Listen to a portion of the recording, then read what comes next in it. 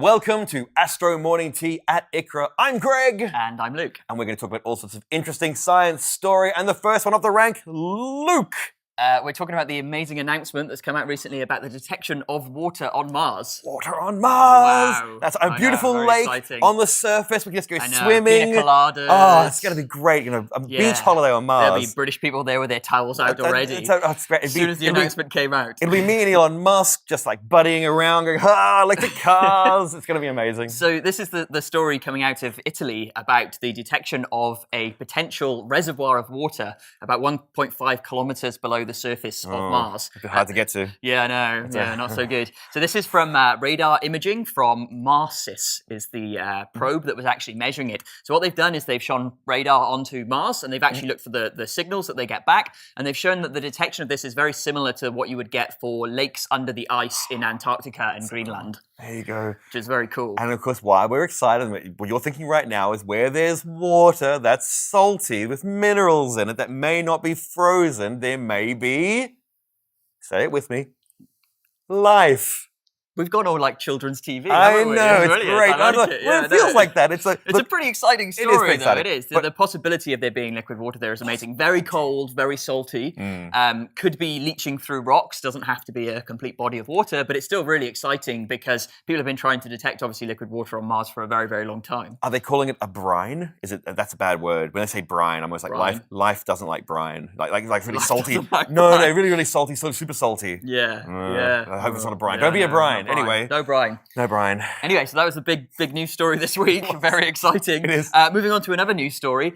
We talked about recently the Milky Way eating like sausage-like galaxies. That's right. Well, Ripping them Andromeda's apart. been at it now too as well. So this is also the story that Andromeda, the nearest big galaxy to us in the local group, essentially the Milky Way and Andromeda used to have another large sibling. Ooh. Yes, and about 2 million years ago, 2 billion years ago. It's a murder case. It's like, what happened to the large galaxy? We've just got this corpses of stars. Yes, there actually is a corpse as well. Oh, so right. there's a small galaxy called M32, which is near Andromeda. And basically, this new study looks at the motions of all of the stars in the halo of Andromeda and has basically pieced together this model which suggests that M32 used to be much larger, but Andromeda has actually eaten part of that galaxy. It's a cannibal. Smaller, yes. And this is a really big galaxy. So it was something that's about 40% the mass of the Milky Way, which is pretty large in terms of the local group. So we used to have 3 big galaxies nearby, and then one of them ate the other one. So Andromeda was like, hey, come over here. Whack! Drag.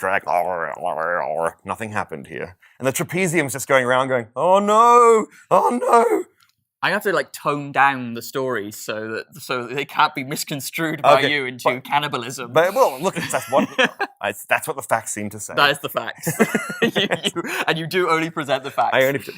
Moving swiftly on to our question of the week this week. Our question this week is, why do we only ever see one side of the moon? And this week, researcher Dr. Clancy James is going to tell us all about it. The simple answer is because the moon's rotation period is the same as its orbital period, causing the same face to face us over its 27-day orbit. But why? It wasn't always the case. When the moon was first born, it was probably spinning rapidly. A process called tidal locking caused the moon to slow down and lock onto the Earth. Tidal locking works because the closest part of the moon, here, feels more gravity from the Earth compared to the farthest part, here. And this causes the moon to be slightly distorted, so it looks a little bit like a ball like this. Now, currently this distortion is only about 50 centimetres, but when the moon was young, it was covered in an ocean of magma, and it would have had much larger magma tides, just like the tides on Earth, except magma.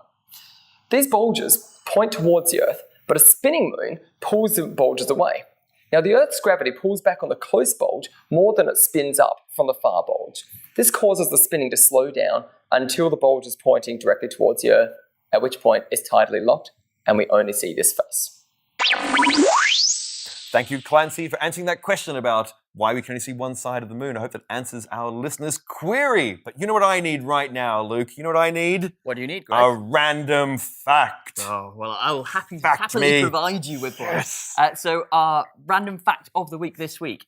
Greg, how do you escape the executioner? Well, how I did it back when How you did it? Back when I was younger is I just passed him a few dollars, and we're in a very poor country, so I got out You using bribed, capitalism. Oh, yeah, you it's actually- bribed an official of the that's state. True. That's true. Yeah, You hit it here first. That's documented evidence. Ah. No, this is a story about the 18th century Ottoman Empire, Of course it is. as always.